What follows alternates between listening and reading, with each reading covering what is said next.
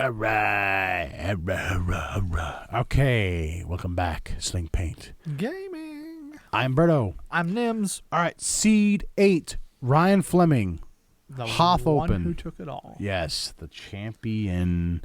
We are the champions. He was a champion. He actually won this, and because he won it with a Scum list. You keep singing nice. I like that. You serenading me? I am. Nice. I like it. It's turning me on. It's not surprising. No, well, yeah. Hey, you know what? The wind can blow and probably turn me on. See? Nope, turkey's done. All right. So Ryan Fleming, Seed 8, actually took it all at the Hoth. He's running 3 contracted scouts. Yep, another Jumpmaster list. Yep. And, you know they're coming up. Is that the name what they call them, the U-boats? Because it's shaped like a U? A U-boat list?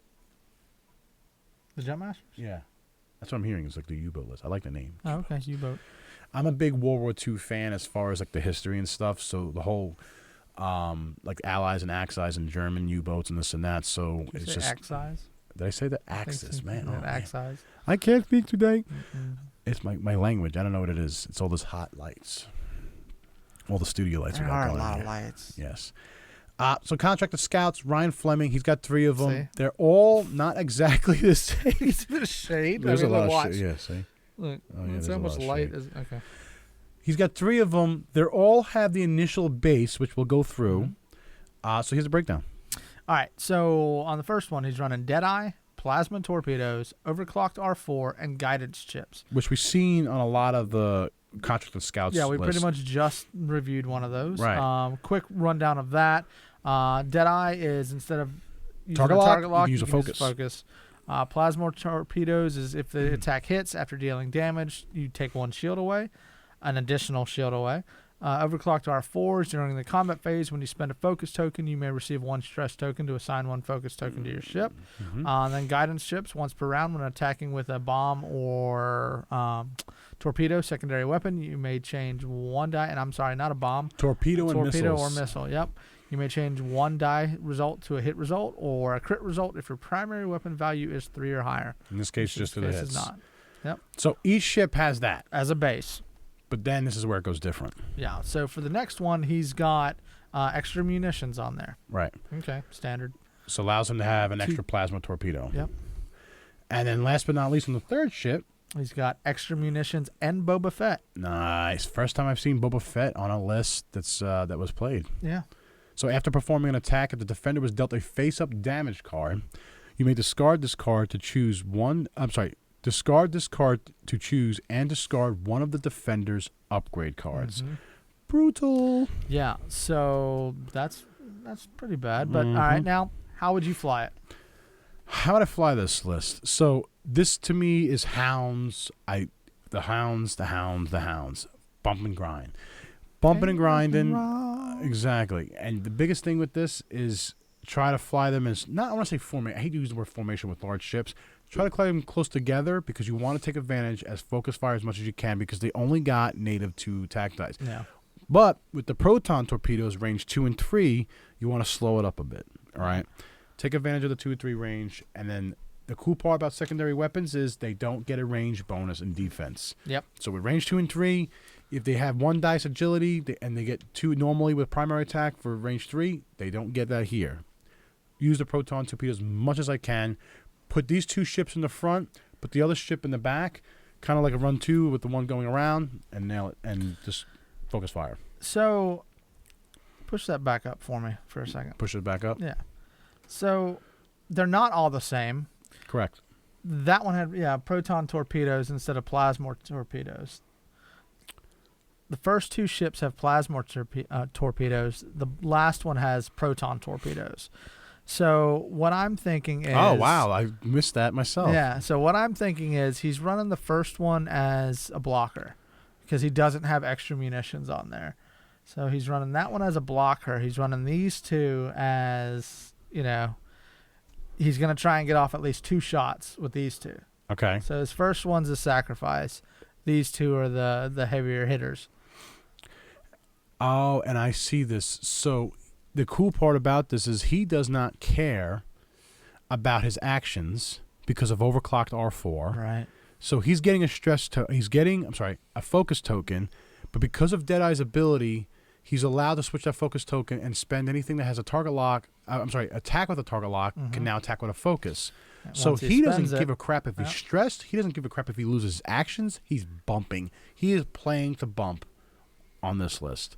Well, no, because you need to get that focus so you can use it. But he's spend your.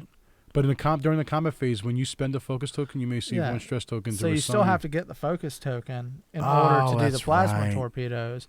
But then once you spend it, you get it right back. If you spend it, then you have the stress. Yep. Okay. But I would still bump. Oh no, the first ship's definitely you're running as a blocker, and then these two you're getting, you're gonna try and get, And he's low in the pilot skill value, so he's definitely going to probably move first, so he can put his ships where he wants to put his ships. Yeah. And then Boba Fett's just a bonus if you get a crit. Right. That last one. It's not a build to try and get a crit. It's just it's if a bonus. I get a crit, it's a 1 point I'm bonus. taking one of your cards away. For 1 point, yeah. Taking my card, I'm going home. So how do you fly against this bad boy? Obviously he won. Yeah, he won the whole thing. So he's going to London. He won a trip to London. That's pretty cool. Nice. I like that. I would watch his videos and. So I watched the final video with the final championship and his tactics: bump, bump, bump, bump, blocking and bumping. The biggest thing with that is you're forcing like Soontir. You're forcing Soontir to basically block and bump and lose his actions and abilities and stuff, and even the same thing with Vader. Yeah, you kill somebody's action economy, and then they can't do anything. Can't target lock, can't focus, can't barrel roll, and they can't shoot that ship. So a lot of those ships that depend on actions, you're screwing them. And that's kind of how I played my hounds. Like I purposely, with anti-pursuit lasers, I want them to bump me. Yeah. Right. I want them to block. I want to put my ship where I think they're gonna go and let them run into me. And I mean, you're a turreted ship too, so. It's nice. You don't care if you're facing the wrong way. I mean, granted, you're not gonna be able to do your plasma torpedoes. That's just a bonus, in that case. That's as a the blocker. first, the second round. Like the first round, you never usually in range of each other. That's like the second round when you're jousting each other. Yeah. And then you turn back around. Line these ships on the right. Line these contractor scouts on the right hand side, so you can take advantage of the left hand white and green maneuvers. And just circle like a buzzard to keep doing left hand turns as much as you can. The cool part about this, the barrel roll as an action too is nice. Yeah, it's because you're moving a good bit with a large base ship. Trying to take this out though, I might try and play to the tough side of those ships. Try and fly on the right side of them, just because you're gonna force them to do red moves that they can't do, or they can do, but they'll be stressed and they won't get those actions. Try not to bump. Focus fire one down at a time. Yep. Each one's got 9 hit points and 2 agility, so it's a large base ship, but its defense capabilities are pretty nice. I would also have a sacrificial lamb ship. I'm going to call it that way. I'm going to throw it out there. That makes sense. The first thing I'm thinking about is this. You have 3 large bases that can do a lot of area. And if they're going to be able to move first, potentially with the lower skill value of 3, the biggest thing with that is that they can move and position themselves and to block you. Try that the other way around. Know that they're going to do that and give them room to do that. And it allows you to maneuver. So if you think, try to stay away from them as much as you can. Range 3. But the problem is this does 2 agility, so it's going to take a while to chew down. Turreted ships are hard. And then you have large base turreted ships. I mean, you always remember the Fett Hoth combinations. Yep. You had the Freighter and the Millennium Falcon combinations. They're just, but play to the same strength. But now you just got 3 of them you got to deal with. Yeah.